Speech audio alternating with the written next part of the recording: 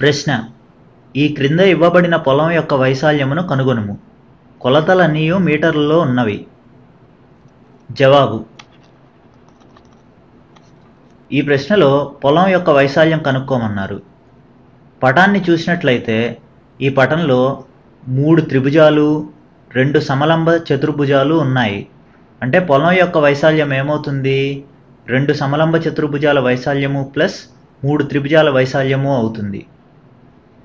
పొలం యొక్క వైశాల్యం సమలంబ చతుర్భుజం ABCH వైశాల్యం ప్లస్ త్రిభుజం DHC వైశాల్యం ప్లస్ త్రిభుజం DIE వైశాల్యం ప్లస్ సమలంబ చతుర్భుజం EFGI వైశాల్యం ప్లస్ త్రిభుజం AGF వైశాల్యం అవుతుంది. ముందు సమలంబ చతుర్భుజం ABCH వైశాల్యం కనుక్కుందాం. దానికోసం ఆ ABCH సమలంబ చతుర్భుజాన్ని గీద్దాము.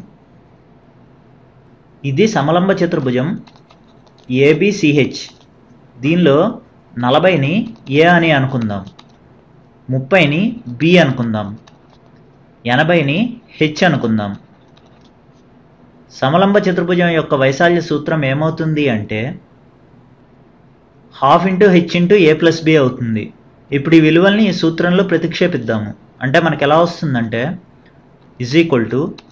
½ H అంటే ఎంత?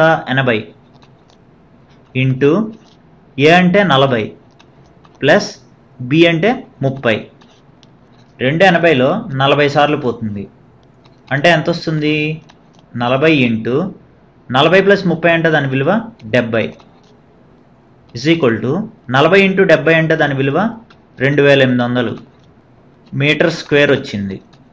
ఇది సమలంబ చతుర్భుజం ABCH వైశాల్యము. ఇప్పుడు త్రిభుజం DHC వైశాల్యం కనుక్కుందాం. ఇది ట్రయాంగిల్ DHC. త్రిభుజ వైశాల్య సూత్రం ఏమవుతుంది అంటే ½ ఇంటూ భూమి ఇంటూ ఎత్తు అవుతుంది. ½ భూమి అంటే ఏంటి?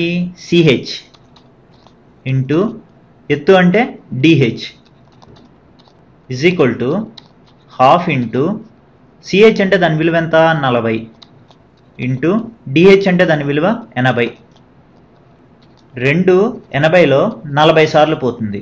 అంటే ఎంత వస్తుంది? 40 ఇంటూ 40 40 ఇంటూ 40 అంటే దాని విలువ 1600 మీటర్ స్క్వేర్. ఇదేంటి? త్రిభుజం DHC వైశాల్యము. ఇప్పుడు త్రిభుజం DIE వైశాల్యం కనుక్కుందాము. ఇది ట్రయాంగిల్ DIE. ఇప్పుడు మనం ఈ ట్రయాంగిల్ DIE వైశాల్యం కనుక్కుందాం. త్రిభుజ వైశాల్య సూత్రం ఏమవుతుంది అంటే ½ ఇంటూ భూమి ఇంటూ ఎత్తు అవుతుంది. ½ ఇంటూ భూమి అంటే ఏంటి? IE ఇంటూ ఎత్తు అంటే DI ½ ఇంటూ IE అంటే దాని విలువ ఎంత? 60 ఇంటూ DI అంటే దాని విలువ 40. 240లో 20 సార్లు పోతుంది. అంటే ఎంత వస్తుంది? 60 ఇంటూ 20 60 ఇంటూ 20 అంటే దాని విలువ 1200 మీటర్ స్క్వేర్. ఇదేంటి? Triangle DIE వైశాల్యము. ఇప్పుడు మనం సమలంబ చతుర్భుజం EFGI వైశాల్యం కనుక్కుందాము. ఇది సమలంబ చతుర్భుజం EFGI. దీనిలో సమాంతర భుజాలు ఏవి? EI, FG. అంటే A = 60 అవుతుంది, B = 50 అవుతుంది. ఆ రెండిటి మధ్య దూరం అంటే H = 70 అవుతుంది. ఇప్పుడు ఈ సమలంబ చతుర్భుజ వైశాల్యం కనుక్కుందాం. సమలంబ చతుర్భుజ వైశాల్య సూత్రం ఏమవుతుంది అంటే ½ into H into A + B అవుతుంది. ఇప్పుడు ఈ విలువల్ని ఈ సూత్రంలో ప్రతిక్షేపిద్దాము. ½ ఇంటూ H అంటే దాని విలువ 70 ఇంటూ A + B అంటే 60 + 50. 270లో 35 సార్లు పోతుంది. అంటే ఎంత వస్తుంది? 35 ఇంటూ 60 + 50 అంటే దాని విలువ 110 35 ఇంటూ 110 అంటే దాని విలువ 3850 మీటర్ స్క్వేర్. ఇదేంటి? సమలంబ చతుర్భుజం ఈఎఫ్జిఐ వైశాల్యము.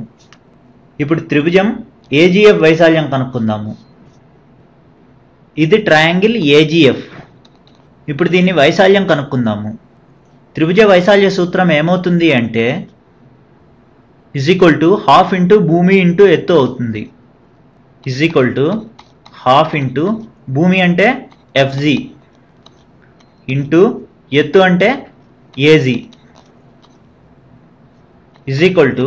½ ఇంటూ ఎఫ్జీ అంటే దాని విలువ ఎంత? 50 ఇంటూ ఏజీ అంటే దాని విలువ 50. 2 50లో 25 సార్లు పోతుంది. అంటే ఎంత వస్తుంది? 25 ఇంటూ 50 25 ఇంటూ 50 అంటే దాని విలువ 1250 మీటర్ స్క్వేర్. ఇదేంటి? Triangle AGF వైశాల్యము. ఇప్పుడు వచ్చిన ఈ విలువలన్నింటినీ ఈ సూత్రంలో ప్రతిక్షేపిద్దాము. పొలం యొక్క వైశాల్యం సమలంబ చతుర్భుజం ఏబిసిహెచ్ వైశాల్యం ఎంత? 2800 ప్లస్ త్రిభుజం డిహెచ్సి వైశాల్యం 1600 ప్లస్ త్రిభుజం డిఐఈ వైశాల్యం 1200 ప్లస్ సమలంబ చతుర్భుజం ఈఎఫ్జిఐ వైశాల్యం 3850 ప్లస్ త్రిభుజం ఏజీఎఫ్ వైశాల్యం 1250 ఈ విలువలన్నీ కూడితే మనకి 10700 మీటర్ స్క్వేర్ వస్తుంది. ఇదేంటి? పొలం యొక్క వైశాల్యం. ఇదే మనకు కావాల్సిన జవాబు. వచ్చే వీడియోలో మరికొన్ని ఉదాహరణలు చూద్దాం.